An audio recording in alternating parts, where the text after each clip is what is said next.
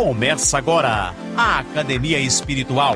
A Palavra de Deus fortalecendo a musculatura da nossa alma. Comunicando, Padre Júnior Pereira. Louvado seja nosso Senhor Jesus Cristo, para sempre seja louvado. Salve Maria, Mãe da Misericórdia. Estamos chegando nesta quarta-feira, dia 11 de agosto, com a nossa Academia Espiritual. Hoje a igreja celebra Santa Clara de Assis. Clara foi a primeira mulher que se entusiasmou pelo ideal de São Francisco de Assis, com quem sempre esteve em profundo relacionamento espiritual. Quando ela se encantou com o ideal de São Francisco, tinha 18 anos.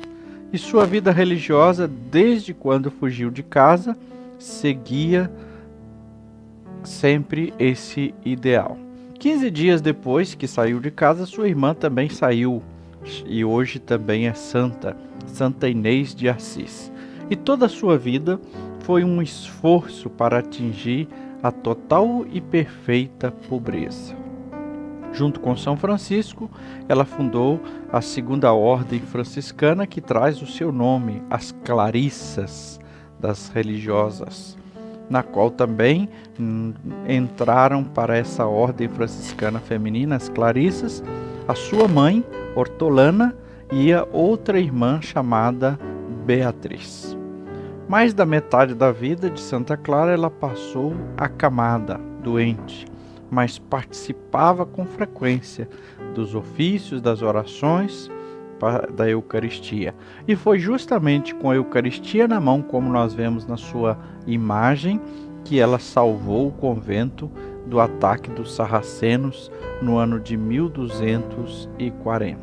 Ela morreu na igreja de São Damião no dia 11 de agosto. Vamos então à palavra de Deus no Evangelho de hoje.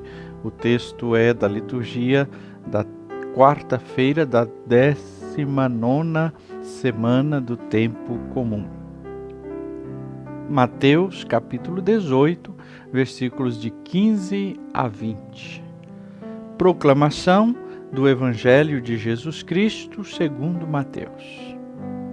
Naquele tempo, Jesus disse aos seus discípulos: Se o teu irmão pecar contra ti, vai corrigi-lo em particular, a sós contigo. Se ele te ouvir, tu ganhastes o teu irmão. Se ele não te ouvir, toma contigo mais uma ou duas pessoas, para que toda a questão seja decidida sob a palavra de 2 ou 3 testemunhas. Se ele não vos der ouvido, dize-o à igreja. Se nem mesmo a igreja ele ouvir, seja tratado como se fosse um pagão ou um pecador público. Em verdade vos digo, tudo o que ligardes na terra será ligado no céu, e tudo o que desligardes na terra será desligado no céu.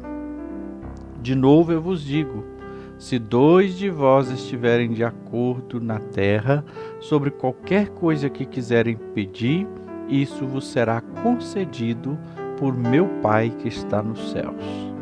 Pois onde 2 ou 3 estiverem reunidos em meu nome, eu estou ali no meio deles. Palavra da salvação, glória a vós, Senhor. Queridos irmãos, queridas irmãs, nenhum de nós, ninguém está isento de pecar, de errar. Agora, quando pecamos, ou quando alguém peca, não deve ser punido impiedosamente. Porque isso não é atitude cristã, não é atitude do Evangelho. O texto de hoje nos mostra isso. Jesus traz um ensinamento, como é o processo da correção do irmão que cai no erro.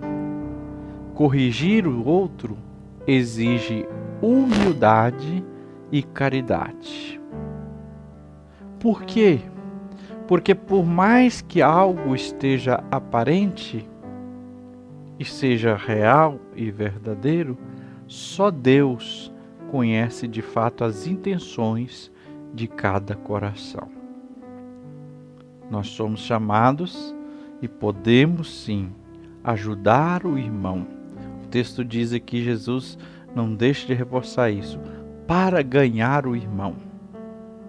A correção é sempre essa, para ganhar o outro, não é para destruí-lo, não é para destruí-lo.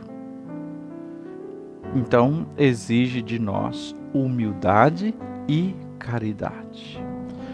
Porque a condenação ou a expulsão, ela só é válida quando a pessoa persevera no mal e se recusa todo tipo de correção, toda proposta de perdão. E isso, para chegar a tal, é necessário um processo. Os versículos 19 e 20 começam a nos mostrar, então, como fazer esse processo de correção, uma atitude de humildade e de caridade. Deve-se realizar na união e na oração, onde 2 ou 3 estiverem reunidos, eu estarei no meio deles. Ou seja, toda correção fraterna, passando pessoalmente, passando com testemunhas e com a igreja, ela deve passar pela presença de Jesus. Não pode ser simplesmente sentimentos do coração, certo? Não podemos deixar apenas os sentimentos e as vontades sobressaírem. Então, também Jesus alerta disso, que a correção fraterna não é um tribunal para já inquirir e condenar alguém. A ofensa, se alguém pecou contra você, que Jesus ensina, primeiro, você não deve guardar isso no coração. Porque se você só guarda no coração a ofensa, aquilo vai criando uma mágoa, uma dor e uma coisa negativa dentro de você. Mas também não deve ser exposto publicamente, porque só agrava o problema. Então é primeiro preciso abordar a pessoa numa conversa particular, mas não é para humilhar, não é para também se defender e se gabar, mas para uma conversa. Agora, se o irmão não ouviu, não deu certo, não desista. Chame 2 testemunhas ou conselheiros para que a questão possa ser resolvida. Mas mesmo assim, se ainda não conseguiu, não desista. Leve à igreja, porque o propósito é salvar o irmão, buscar a paz. É isto que Jesus ensina para que seja feito. Por quê? Porque nós temos que nos reconhecer pecadores e perdoados por Deus. Por isso também devemos perdoar. Todo cristão tem que se reconhecer pecador e perdoado grandemente por Deus, para ser capaz de oferecer o perdão. Então, essa palavra de Deus que nós ouvimos hoje nos faz um apelo. Saber corrigir o irmão que pecou contra você. Qual a condição para essa correção?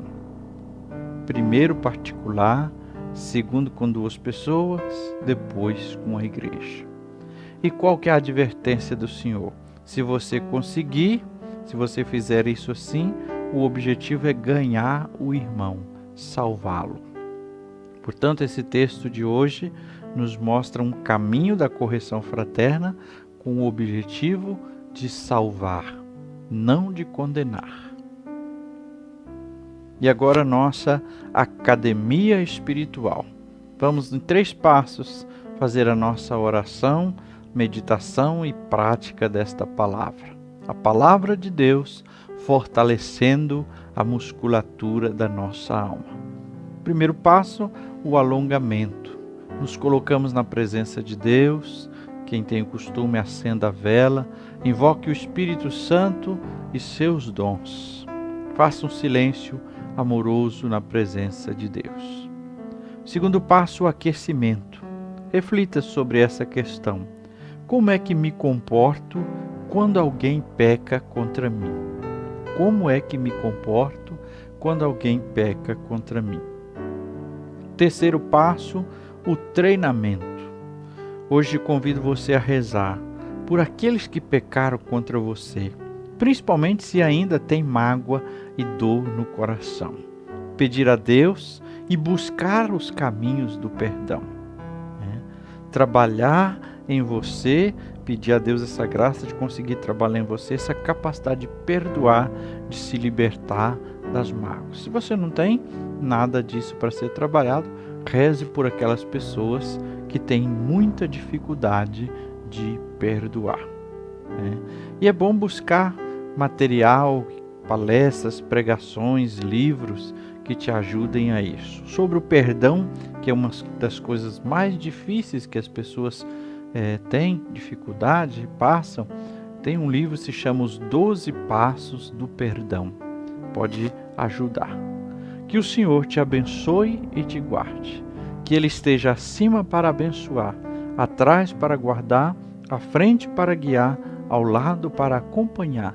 Que Ele volte o seu rosto e dê sua paz e sua bênção. Que ela desça abundantemente. Em nome do Pai, e do Filho, e do Espírito Santo. Amém.